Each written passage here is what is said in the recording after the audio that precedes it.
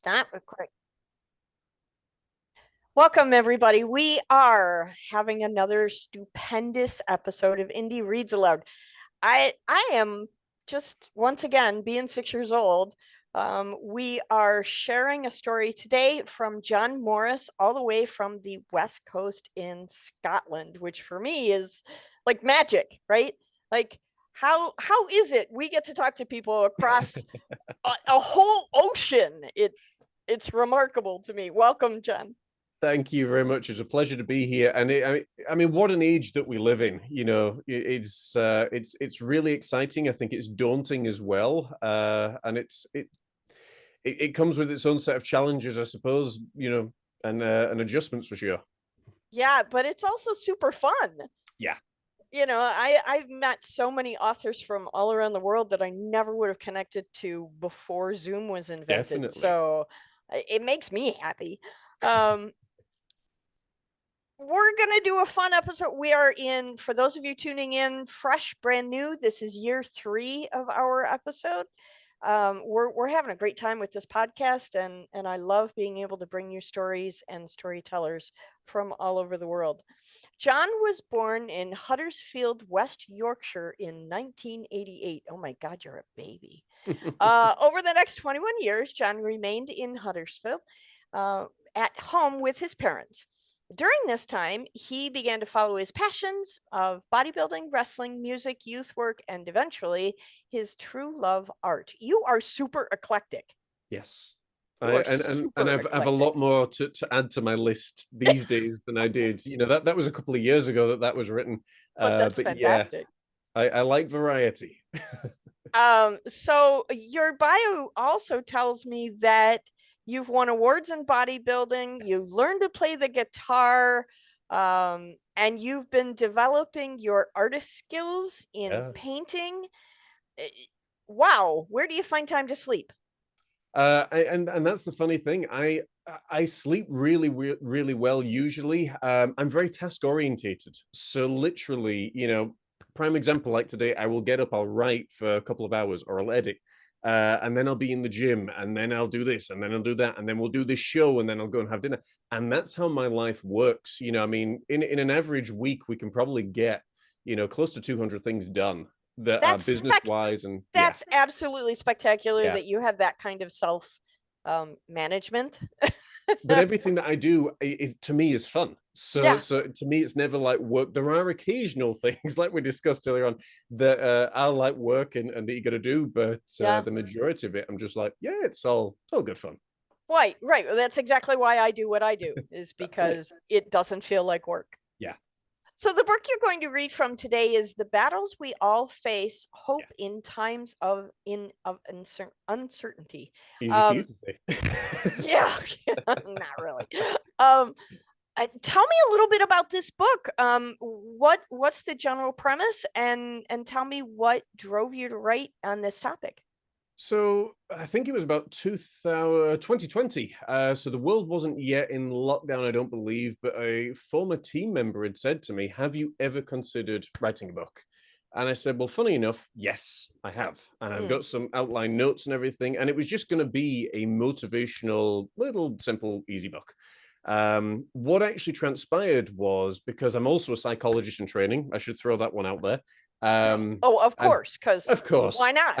and I study sort of 6 majors. So it was taking what I knew plus what was going on in the world, what people were struggling with, and breaking it down into its simplest form.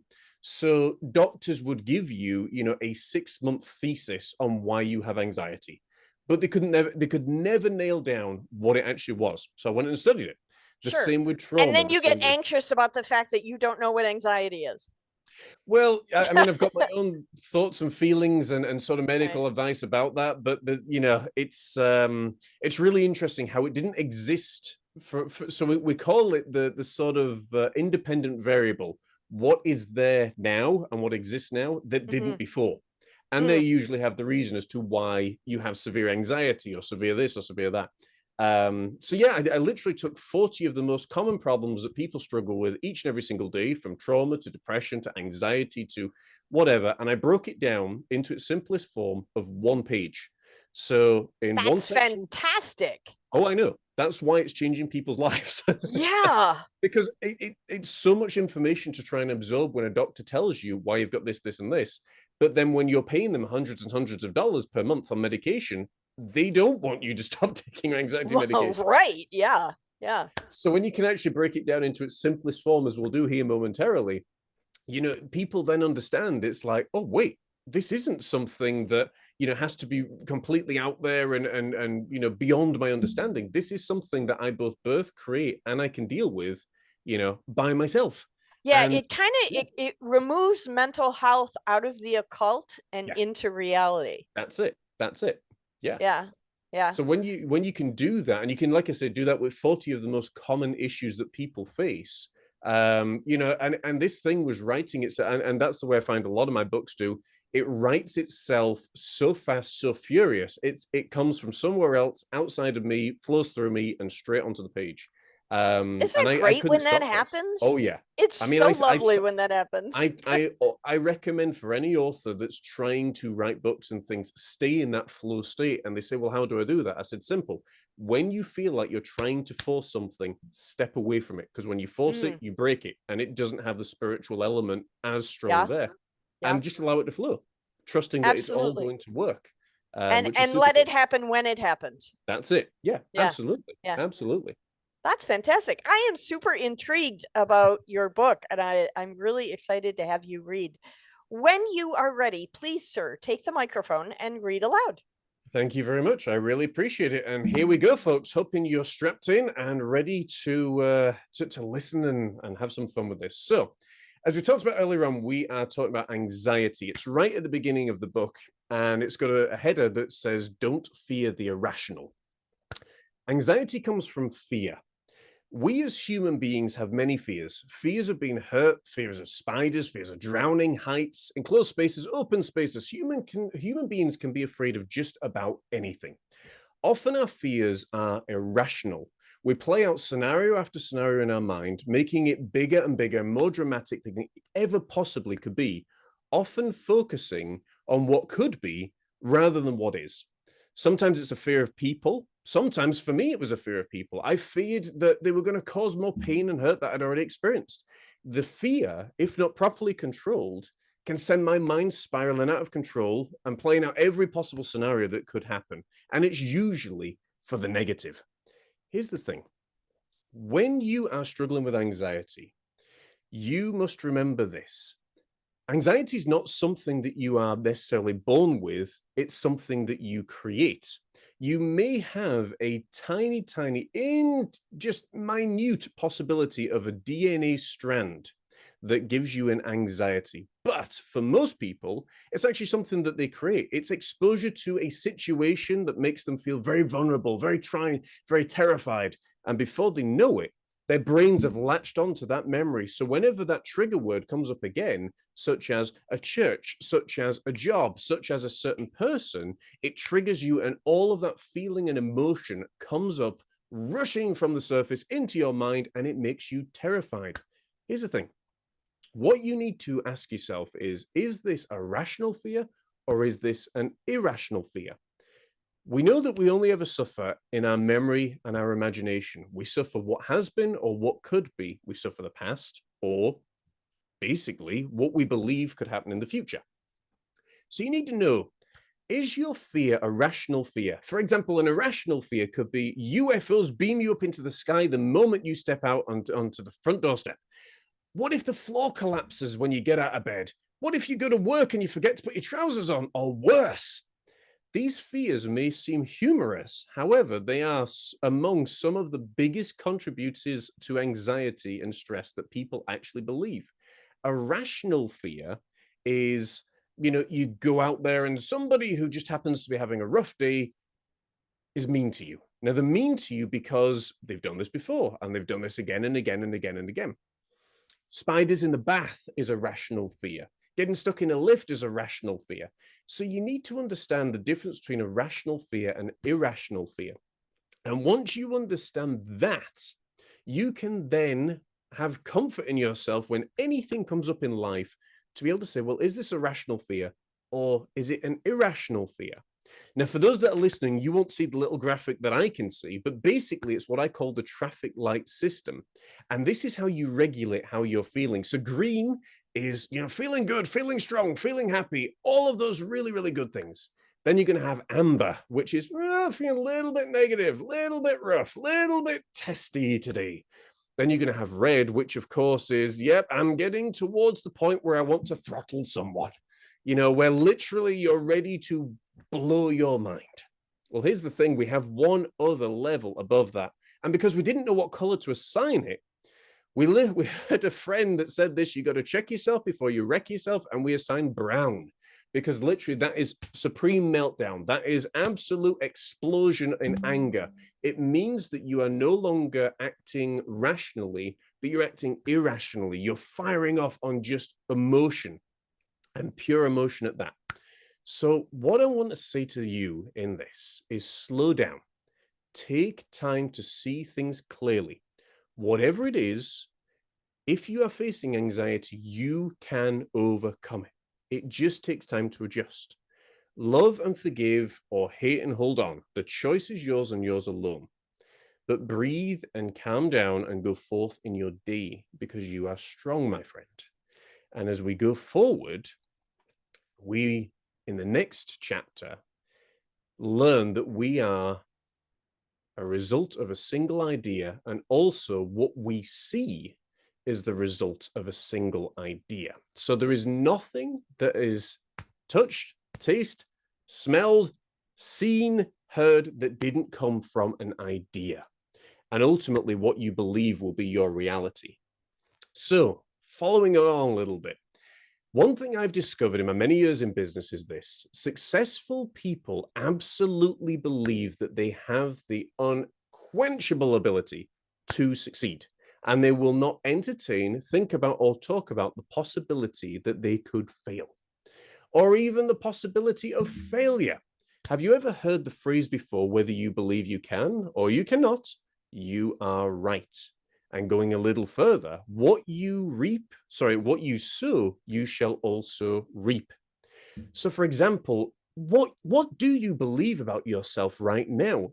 When you look in the mirror, do you see somebody who you believe can be successful, who you believe is passionate, is powerful, is energized? Or, as many people do you believe that, well, you don't like yourself, you don't like the way that you look, maybe you're overweight, maybe you don't sound the way that you want to sound, maybe you don't look the way that you want to look? Here's the thing. Your beliefs will dictate and change your entire world. Your world never rises above your thoughts. Thoughts is another form of beliefs.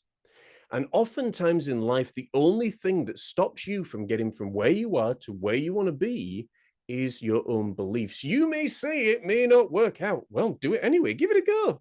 My attempts may fall flat on the face. Do it anyway. What have you to lose? What if I don't succeed? What if you do? There is no failure in life. This is something that literally people have sort of been told and bought into. Failure was an idea that was created and people subscribed to it. There is no failure. There is only a production of results. If you are playing golf, for example, and you knock the ball off a tee and it goes somewhere that you don't want it to go, you haven't failed in hitting the ball. You have just produced a result and learned how not to do something. The same thing's true for me. If I'm sitting there and I'm trying to paint a person and I paint a fridge, then, well, I've learned how not to paint a person, but I've learned how to paint a fridge. In everything that you do in life, there are great, great lessons. And that is the beauty of it all. If you absorb those lessons and you stop worrying about this idea of failure and this idea of this and this idea of that, and you just allow yourself to have a go, see what can be, then all of those lessons that you are learning, well, in quote and out quote, in inverted commas, you are failing, you will also then have the ability to be able to put into something phenomenal called experience. And that is more often than not what is going to take you from where you are to where you want to be. So how about it? How about from this moment forward, rather than saying to yourself, well, I look fat, I look ugly, I look this, I look that, I look the other, you start talking about yourself as the person you actually want to be. I'm a genius. I am capable of doing whatever it is that I set my mind and attention to. There may be accomplishments that are there, but to get to them, you may have to go through obstacles and difficulties. Guess what? You're growing, you're developing, and sometimes that can be scary. I had a painting recently that was far larger than I had ever painted in my entire life. It took far greater detail than I'd ever presently done or previously done, and it was daunting. But what I learned was this, that when you break it down into sections, rather than trying to do it all at once, you can literally do a little bit at a time. And before you know it, you will start to see the full picture coming into manifestation. Just when you think you've seen it all, remember there is always a new challenge around the corner. And that's part of the essence of life and how exciting it can be. So go forth and enjoy what you do, because that's what you're here for. Don't necessarily play it safe. Thank you so much. I Oh my hope you gosh. enjoyed that. Oh my gosh. I love your writing style. It's so friendly and accessible. And I feel like you're sitting in my living room reading to me. While you were reading, I was so captivated that I jumped on Amazon and put you on my TBR. That's always good. I'm really excited to read your book. I'm curious how, you talk about breaking things down in a painting in pieces, right? I do the same thing with writing. As a passionate plotter, I attack things in chunks. Is that how you approached writing this book? Did you do this in segments, or did you have a broader picture, a broader understanding when you started working this? With the books that followed and the series that followed, I saw the entire thing of 25 books, and it plays out in my film, in my head like a film. With this one, it was very much chapter by chapter based, and that's what really was appealing to me. I didn't have to think about doing, the full book and the full 40 chapters. It was, let's just do one at a time, because anxiety is its own chapter. New life coming from death is its own chapter. Being successful is its own chapter. So for me, it was actually relatively simple to do it. The hardest part was actually coming up with the title. But again, that came in the same way as everything else. And literally, when you break things down chapter by chapter, page by page, it is so much easier than trying to devour everything at once. And not everybody works the same way. No, absolutely. And it was interesting. You were talking about fear versus, rational fear versus irrational fear. I am petrified of snakes. I've been petrified of snakes my whole life because I was gifted with an older brother who thought putting snakes in my bed was a fun joke. Yeah. And so what happened there is that created that memory and that trauma that was there. I was the same with spiders, because my mom, every time she would see a spider, would scream the house down. So I learned how to be afraid of spiders, the same way you learn how to be afraid of snakes. And now as a 60-year-old adult, I have no desire to make friends with snakes. And I don't have to do that to make it in my life. That's it. It's not something I have to deal with. So I just compartmentalize it, tuck it away. And when I visit the zoo, I don't go to the reptile house. The good thing is, if you do, they're behind like 6 inches of glass. So, it does make it slightly better. No, it really doesn't. No, it really doesn't. So what was your favorite part about writing this book? What was the segment of this book that really captured your mind and your imagination the most? I think that in some ways it's a two-part answer, because this book is very unlike the majority of other self-help spiritual books that are out there. Because again, as we talked about off air, a lot of them are just spewing out what they've heard. And if you go back to the 1910s, the 1930s, that seemed to be a great explosion of spiritual enlightenment that now the people of, sort of 80s, 90s, 2000s, 10s, 20s, they're all writing from that same period of time. I've very rarely found what I would call, and I dare say, an original, idea. There's no such thing as an original idea. It's just a combination of all different things. But I found for me being able to add in the artwork, being able to play around with the design, make it a little bit different. That was one of the areas that I really loved. And when you see the final book, and it's there and it's got your images in your paintings, it's got all these different things that really, latch on to people. That was one of the biggest things. It's like, man, for the guy that was always told in high school, you'll never do this, Yeah. right. And the chapter that really it always comes to mind is probably the chapter on anxiety. There's a lot more in that chapter than obviously what we went into, but it's the same as the way that I narrated it there is probably a looser version than the audiobook version of that, because and that's what makes that so unique, is that I'm having a discussion with the listener while they're listening to me read my book. So it's it's a very really cool approach. I yeah. love, as I say, I love the accessibility of it. Mhm. I don't feel like this is a book I'm going to have to study. Yes. This is a book I get to enjoy and learn Yeah. something along the way. So And that was that's what really appealed to me when I yeah, was listening. but that was the intention as well. We have a number in the series which I will get back to. Currently circling with other projects at the moment, but for teenagers, one for parents, one for grandparents and elderly, because the battles in many ways, when you hone down to them, they change. Teenagers Yeah. are struggling with things very different to what a 95-year-old is struggling with. Sure. I mean, And having my that. teenage years and my son's teenage years Mhm. are very different. That's it. Yeah. He is in his 30s now. Yeah. My experience of teenage life was not his experience of No, teenage life. definitely, You know, definitely. I am so excited to get your book and to read it. You'll love it. I'm so looking forward to it. Um, I can't thank you enough for being on A the pleasure. program, taking time out of your day all the way from the other side of the earth. I'm tickled to meet you, and thank you so much for your time It today. I has been a really pleasure, my appreciate it. friend. I really enjoyed it. Thank you so much. I hope you'll come back I would love with to, yes, because we've got other books and stuff that's going on that's yes, changing yes, the shape of yes. the world, so it's Yes, super exciting. and this is how we do it, one listener at a time. So That's it.